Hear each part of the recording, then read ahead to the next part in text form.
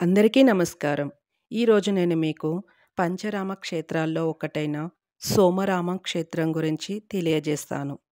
ఈ క్షేత్రం పశ్చిమ గోదావరి జిల్లా భీమవరంలో వెలిసింది. పంచరామాల్లో ఒకటైన భీమారామం ఆంధ్రప్రదేశ్లో ఉంది. ఇక్కడ లింగాన్ని చంద్రుడు ప్రతిష్ఠించాడని పురాణాల కథనం. అందుకనే ఈ క్షేత్రానికి చంద్రుని పేరుతో సోమేశ్వర క్షేత్రంగా ప్రసిద్ధిగాంచింది. ప్రతి కార్తీక మాసంలో భారీ సంఖ్యలో భక్తులు హాజరవుతారు. ఉత్సవాలు కూడా ఘనంగా నిర్వహిస్తారు. ఇక్కడ ఆలయాన్ని చాళుక్య భీములు నిర్మించినట్లుగా శాసనాల ద్వారా తెలుస్తుంది. ఈ ఆలయము 2 అంతస్తులుగా ఉంటుంది.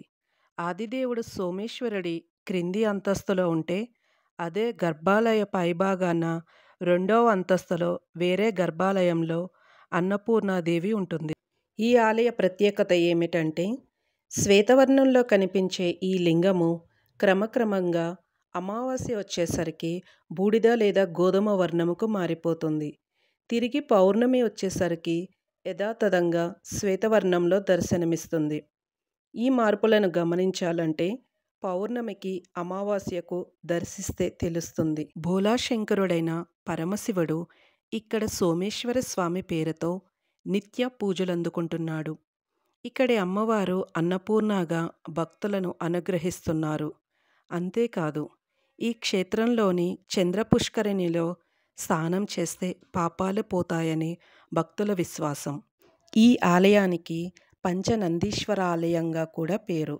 దేవాలయం ముందు భాగంలో 2 నందులు, ధ్వజస్తంభం వద్ద మరో నంది, ఆలయ ప్రాంగణంలో ఒక నంది, దేవాలయం ఎదురుగా ఉన్న చంద్ర పుష్కరిణిలో మరో నంది ఉండడం వల్ల ఆ పేరు వచ్చింది.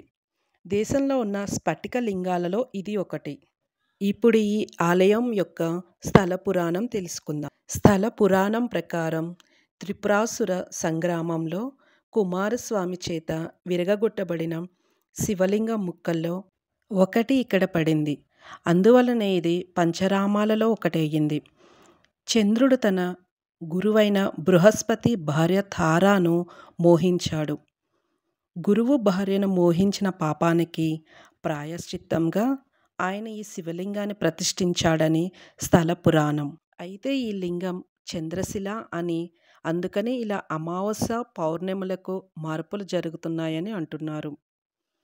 ఇక ఆలయంలో ఉన్న కోనేరు గట్టున ఉన్న రాతి స్తంభంపై ఉన్న నందీశ్వర విగ్రహం నుంచి శివాలయంలోని లింగాకారం కనిపిస్తుంది.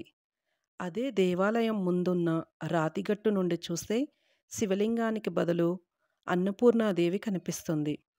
దేవాలయ ప్రాంగణంలో మనం ఆంజనేయ స్వామి, కుమారస్వామి, నవగ్రహాలు, సూర్యదేవుడు, గణపతులను దర్శించుకోవచ్చు. ప్రతి ఏడాది ఇక్కడ మహాశివరాత్రి సందర్భంగా స్వామివారి కళ్యాణోత్సవాలు 5 రోజుల పాటు జరుగుతాయి.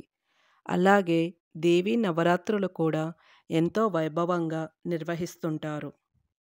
జనార్దన స్వామివారు కొలువై ఉన్న ఈ దేవాలయంలో వివాహం చేసుకుంటే వైవాహిక జీవితం ఎంతో శుభదాయకంగా సాగిపోతుందన్న నమ్మకంతో అనేక మంది ఈ ఆలయంలో వివాహాలు జరుపుకుంటారు. గర్భాలయానికి దక్షిణ దిక్కున నిర్మించబడిన 2 అంతస్తుల మండపంలో ఆదిలక్ష్మి కొలువై ఉన్నారు. ఈ మండపంలో వివాహాలు జరుపుకుంటారు. నేను తెలియజేసిన ఈ ఆలయ విశేషాలు మీకు నచ్చినట్లయితే నా ఛానల్ను సబ్స్క్రైబ్ చేసి నాకు సపోర్ట్ చేయండి. Thank you.